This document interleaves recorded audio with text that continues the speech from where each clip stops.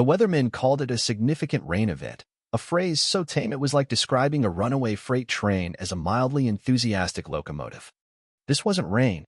It was a celestial vendetta, a skyborne siege hammering my roof with a grudge. Marble-sized drops battered my garage windows, each strike a percussive snarl, like a legion of furious drummers. Yet, I was unshaken, almost serene, because in my garage me fortress of circuits and steels at my trump card. She rested on a custom dual-axle trailer, a hulking gray metal box the size of a compact car. Thick cables, like veins of a weightlifter, coiled from her sides into a control panel studded with rugged switches, analog gauges, and pulsing LEDs. A deep, resonant hum vibrated from her core, the sound of raw, untamed potential. This was my creation, my Titan, a portable power substation I called my masterpiece. My phone buzzed on the workbench, shrieking another National Weather Service alert. Flash flood warning. Seek higher ground now. I glanced at it and smirked. Higher ground. I'd built my own, figuratively speaking. I'm Ethan Caldwell, an electrical engineer who designs power grids that keep cities humming. I've seen the chaos when systems fail, but my obsession with the Titan wasn't just professional pride. It was personal, forged in the ashes of a betrayal by a squirrel with a death wish. 5 years ago, a rodent's misadventure in a transformer plunged our neighborhood into darkness for 3 days that cost me the fantasy football championship and a hefty prize to my gloating cousin. That night, in the glow of my neighbor's puny generator powering his wine cooler, I swore I'd never again be at the mercy of utility companies or kamikaze critters. So, I built the Titan, a 20-kilowatt diesel beast, soundproofed, wired to inverters and transformers, controlled by a panel that let me wield every volt like a conductor. It was absurd, glorious overkill. But my real pride was in the basement, a flood defense system with 3 commercial-grade sump pumps, each capable of hurling 10,000 gallons an hour. They ran on a dedicated circuit, armored conduit snaking to the main junction box. This was my shield against the aquatic apocalypse outside in the spark of my feud with the dragon, Olivia Wentworth, president of the Willow Grove Homeowners Association. Olivia was a force of nature, armed with a clipboard and a scowl that could curdle milk. Willow Grove was a beige utopia where lawns were micromanaged with military precision. My first clash with Olivia came 3 months ago, after I installed a discreet 1-inch PVC discharge pipe for my pumps, painted to blend with the foundation and hidden behind a juniper. Barely an hour later, she was at my door. "Mr. Caldwell," she snapped, skipping pleasantries. "Your unapproved drainage pipe violates Bylaw 7, Section 4, Subsection C, Aesthetic Harmony." I leaned against the doorframe. "Olivia, it's behind a bush. You'd need a drone to spot it."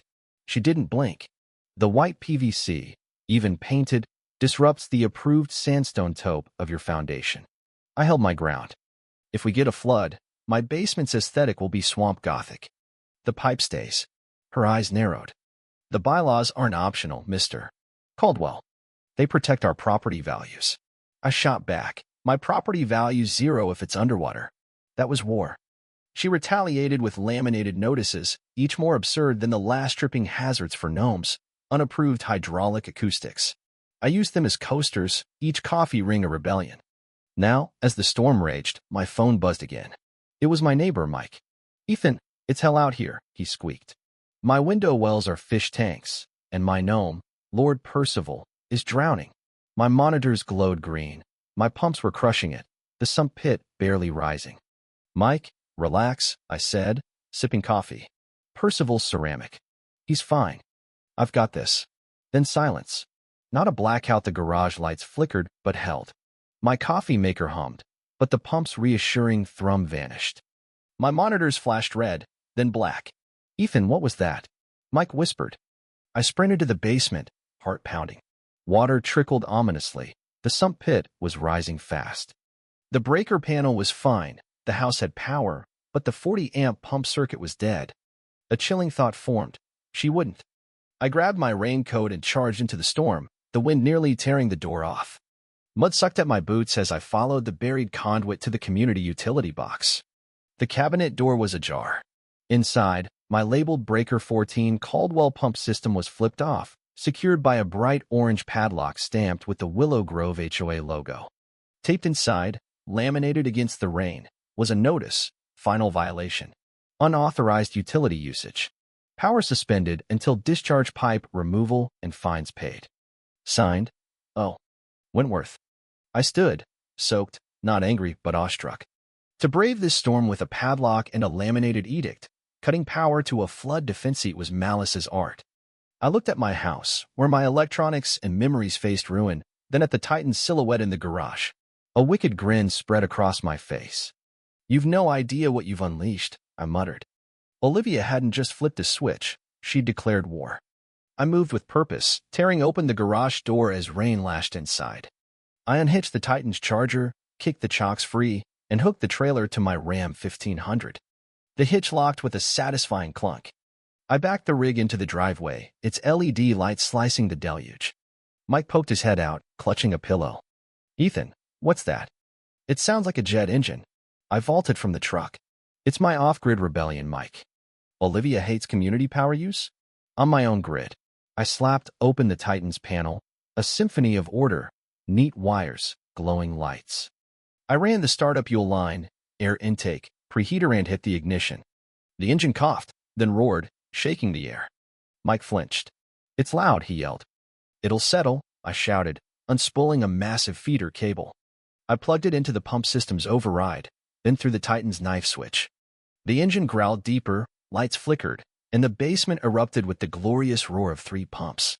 Water blasted from the discharge pipe, a furious jet carving through the mulch. I stood in the rain, drenched alive. The war's first shot was mine. Olivia materialized, a yellow raincoat blazing through the gray. Her umbrella buckled as she marched up, face a storm of rage. "Caldwell," she screeched. "What is this monstrosity?" I leaned against my truck. "Just engineering, Olivia." "Solving problems?" She waved at the Titan.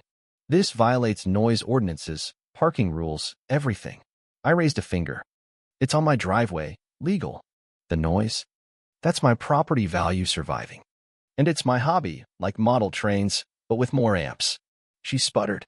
"It's powering an illegal system." I grinned. "You cut my community power. This is my power. I'm off your grid."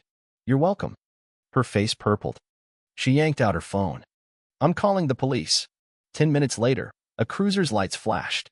Officer Daniels, looking like he'd survived Armageddon, trudged up. "What's the issue?" Olivia pounced. "He's running an unlicensed power plant." I countered, she trespassed. "Cut my flood pumps in an emergency." "This is legal, saving my home." Daniels inspected the Titan, noted my dry foundation against neighbors' flooding lawns, and turned to Olivia. "Did you cut his power?" She stammered. "He violated bylaws." Daniels sighed. "This is civil, ma'am. I'm not stopping what's preventing damage." "Go home." To me, "Keep the noise down." He left. Olivia's glare was venom, but she sloshed away, defeated. The storm didn't relent, and soon neighbors begged for help. "Mike's pump died, Mr. Larson's man cave was flooding, Mrs. Rivera offered homemade tamales for power." Mike, now my deputy, grabbed a notepad. "Larson needs a line. Rivera's basement is out." I opened the Titan's cord rack. "Welcome to the Willow Grove microgrid," I declared. For hours, we ran cables, the Titan powering homes effortlessly. I was a wet warlord, and Olivia's glare burned from her window. Dawn broke, the rain eased, and Willow Grove stood defiant except Olivia's home. Her prized rose garden was a muddy scar, her basement a lake. Her pump had failed. My driveway was a cabled jungle, the Titan idling. I sipped coffee when a truck pulled up, Tom and Luis Electrical. Tom, a bear of a man, laughed at the chaos. "Ethan, this is a revolution." Luis, stoic, nodded approval. I outlined my plan, a permanent, city-approved power line bypassing the HOA. Tom grinned. "The city'll love this." "HOA's messing with utilities? They'll fast-track it." Olivia marched over, a new notice in hand. Tom intercepted. "Morning. We're surveying Ethan's project. City's approved it, permits filed. It's a separate grid. Tampering's a felony." Olivia froze, the document slipping to the pavement. Neighbors watched, curtains twitching. Her power crumbled. She shuffled home, her notice dissolving in a puddle. That evening, Mike, Tom, Luis, and I shared beers on my tailgate. Mike toasted to the microgrid. Tom added, to soggy lawns for its foes. I raised my bottle. To spy the ultimate fuel. Olivia resigned from the HOA, citing health reasons. The Titan's legend grew. My new 2-inch discharge pipe, a blatant bylaw violation, stood unchallenged. In Willow Grove, folks love their lawns, but when the water rises, they love a man with a monster generator and enough cable to save a friend.